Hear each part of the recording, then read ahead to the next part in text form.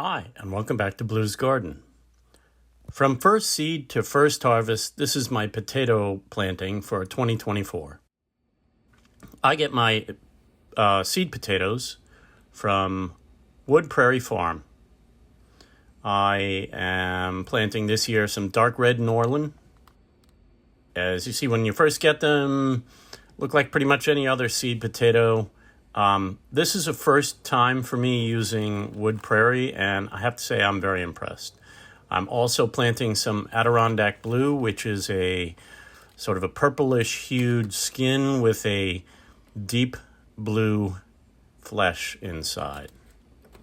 I happen to love this kind of potato, and I'm glad I found these guys have it. It's a great potato. I use it all the time in my dirty smashed and in my other cooking.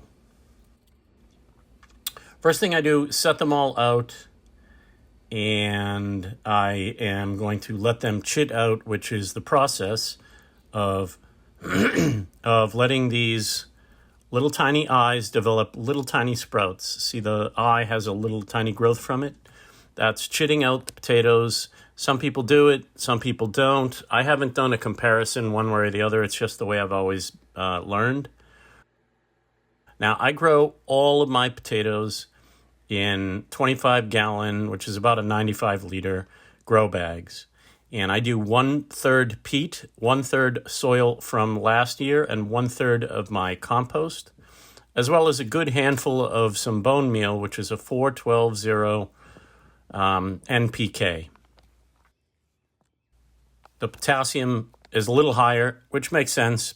Potatoes are a very hungry feeding plant, and they really like a lot of growth, a lot of potassium for their growth.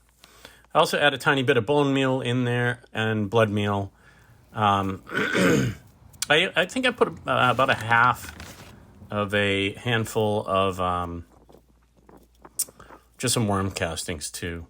So somewhere around St. Patrick's Day every year, and I was a day later so this year just because of the extra, it was pouring rain that day, and there's no way, it's not worth going out for a day or two. Anyway, I like to plant when there's a couple of days with no rain, just so that I have plenty of time to get them all in. And I probably put one too many seed potatoes in this year. I normally put no more than 4 in the 25-gallon, 3 often, and I don't know what I was thinking. Some of them I put in 5, some 4 and some 5. But anyway, in a couple of them, I would put in, so about, I'd say about 6 or 8 inches from the bottom, I would put my seed potato in, and then I would fill to almost the top. And then I would put a layer of some straw mulch down just to keep any of the weed seed out from taking hold. 3 or 4 in each for this year.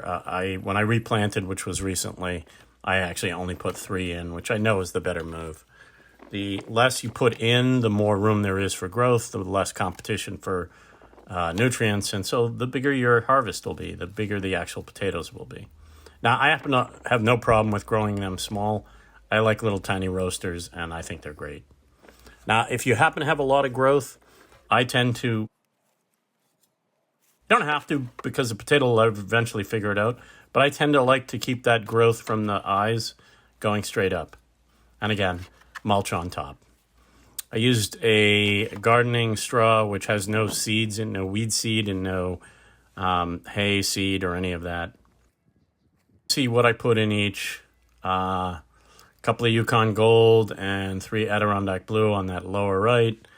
After a couple of weeks, you start to see some green growth coming up.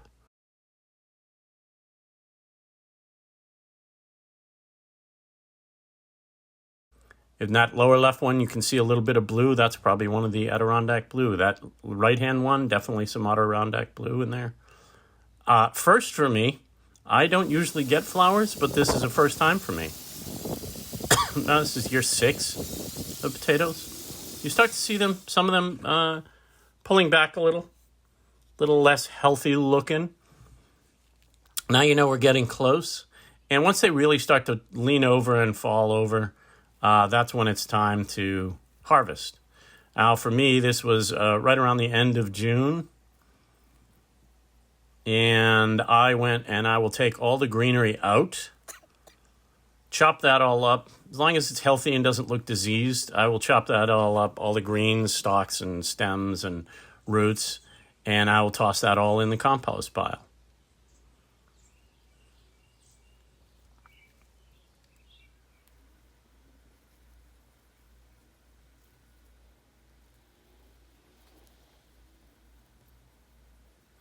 Next up is the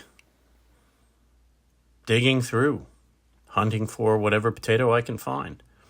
So I do them one bag at a time. I don't eat potatoes every single day, so I'd rather go slow and just keep them in ground and let them grow a little bigger until I need them. Sift through, and I will pull out any of the potatoes, and also if there are big woody pieces, I will pull out if any of the growth is woody and underneath. I don't mind some roots in there, and I don't mind any of the straw ending up back in the bag. I'm going to end up putting it all right back in the bag, and I will then refresh with some bone meal and blood meal and maybe a little worm castings and immediately replant. Well, I shouldn't say immediately, about a week later. That's one of the seed potato.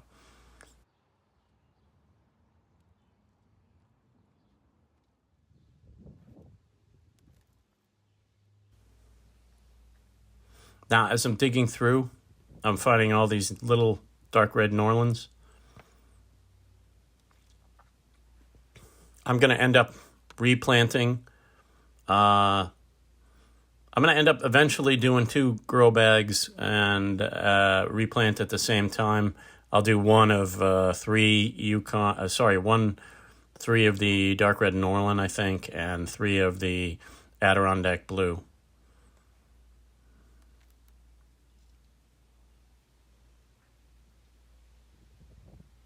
Little creepy collies. It was a very windy day, as you can see from the... Oops. Caught the camera. Luckily, it didn't go all the way over.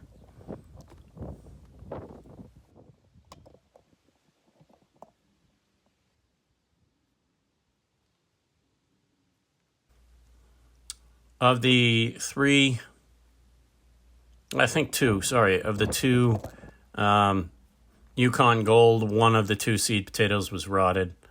And then the dark red Norlands gave me a good return.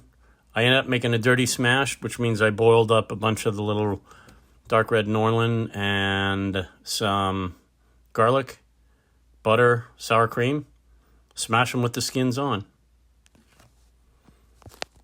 I hope you're successful with your potatoes. Please like, share, and subscribe. It helps me grow, and that helps you grow.